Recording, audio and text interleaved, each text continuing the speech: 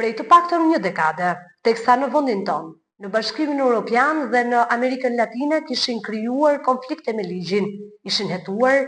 shpallur në kërkim ndërkombëtare, disa prej tyre edhe dënuar me vendim të formës së prerë, dhjetra bos të krimit të organizuar, trafikut ndërkombëtar të lëndëve narkotike dhe qindra antar të këtyre bandave kriminale kishin gjetur një stre me gjas të sigurt. Prej të paktën një dekade teksa në vendin tonë, në vendet e Bashkimit Evropian dhe të Amerikës Latine, kishin krijuar konflikte me ligjin, ishin dënuar në mungesë dhe ishin shpallur në kërkim ndërkombëtar,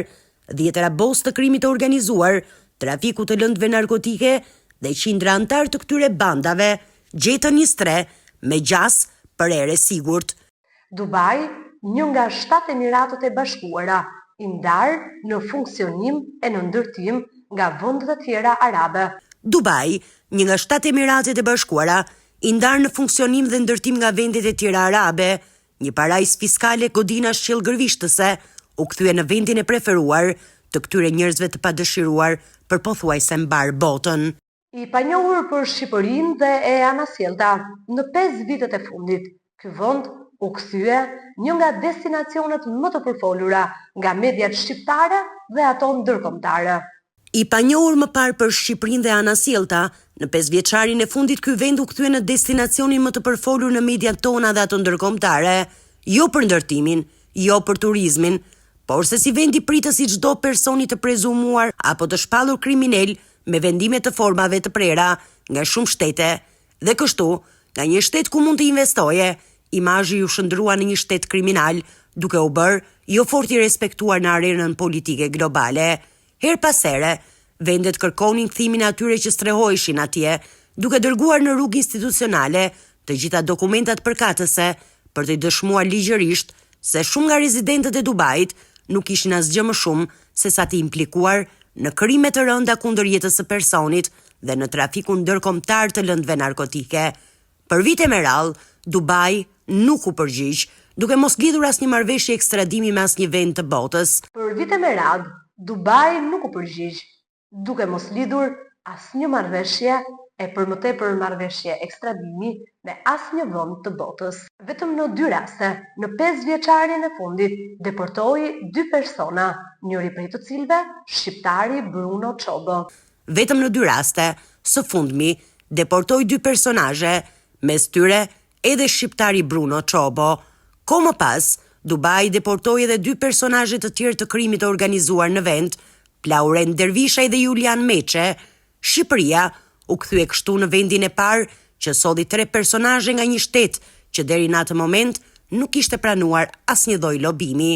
Pa kaluar shumë kohë, e njëjta procedurë u përdor edhe me 2 personazhe të tjerë të krimit të organizuar në Shqipëri, të cilët ishin rezident në Dubai. Bëhet fjalë për deportimin e Lauren Dervishaj dhe Julian Meçes në gusht të vitit 2024 dhe nga ajo kohë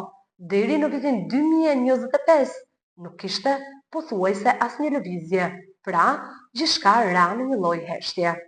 Dhe pyetja që lindi ishte pikërisht kjo. A ishte deportimi Lauren Dervishaj treguesi forcimit të marrëdhënieve, apo Dervishaj u kthye në problem për shtetin atje dhe ata përdorën dokumentacionin e dërguar nga autoritetet shqiptare dhe i dhanë menjëherë pullën e kuqe? Që nga gushti i vitit 2024, ditë në të cilën Dervishaj dhe Meçaj u dorëzuan te shqiptarët, gjithçka u mbulua nga eshtja. E njëjta histori që përsëritej her pas here. Persona që arrestoheshin qëndronin 16 ditë të paraburgosur e më pas liroheshin përsëri, e madje në raste të veçanta, siç është rasti i Florence Çapjas i arrestuar në vitin 2021, ja hidhnin për vite me radhë të vazhdonin qëndrimin në këtë shtet, e ky i fundit kishte krijuar madje edhe bindjen se nuk do të ekstradohej kurrë. Shumë personazhe të tjerë arrestoheshin atje, por pasi qëndronin 60 ditë liroheshin përsëri, një histori që përsëritej her pas here, madje disa prej antarëve të botës së krimit arritën të shpëtonin shumë raste. Njëri prej tyre ishte dhe Florence Çapja, i cili dhe pse u arrestua në vitin 2021, për 4 vite të tjera qëndroi në këtë shtet, madje thuajse u bind që ekstradimi nuk kishte për të ndodhur kurrë, derisa në vitin 2024, pikërisht në muajin prill, një email do të mbërrinte në zyrat e Interpolit shqiptar, Pra Florenc Shapja u bë pari antar i krimit të organizuar shqiptar që u ekstradua në formë të rregullt, duke lënë këtu të nënkuptohet se stresi Dubait për ta i ka ardhur fundi. Por çfarë ndodhi dhe pse Florenc Shapja tha në sallën e gjyqit se erdha vetë? Florenc Shapja në seancën gjyqësore me njohjen e masës së sigurisë dhe ndaj tij në mungesë, jo vetëm që mohoi akuzat që rëndonin mbi të, por nga ana tjetër mohoi që ky i fundit të ishte ekstraduar nga Dubai, e madje tha edhe një fjali ku pohonte se kishte qëndruar për të paktën 2 orë në Stamboll dhe nëse do të donte, mund të kishte ikur. Kjo deklaratë ngriti një debat të madh publik por dhe institucional. A kishte gënjur policia shqiptare në deklaratën për shtyp shpërndar në grupin e gazetarëve më datë 2 maj 2025? Në fakt, jo. Replik vazhdimisht është interesuar përsa ju takon procedurave të vijimit të sjelljes së personazheve që strehoheshin në Dubai me qëllim fshehjen dhe mos përballjen me ligjin. Por si u arrit kjo marrëdhënie që la pa fjalë institucionet dhe ndërkombëtarët?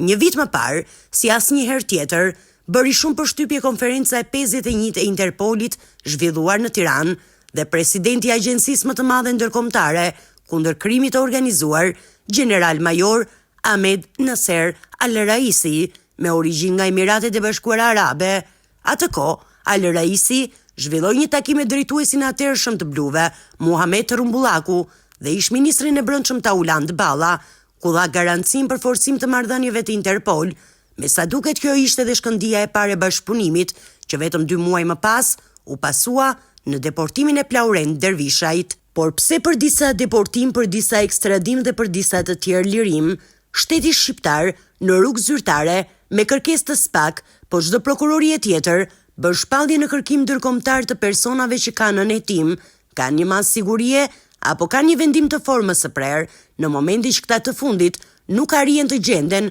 brenda territorit të Republikës së Shqipërisë apo kudo ku ata janë rezident.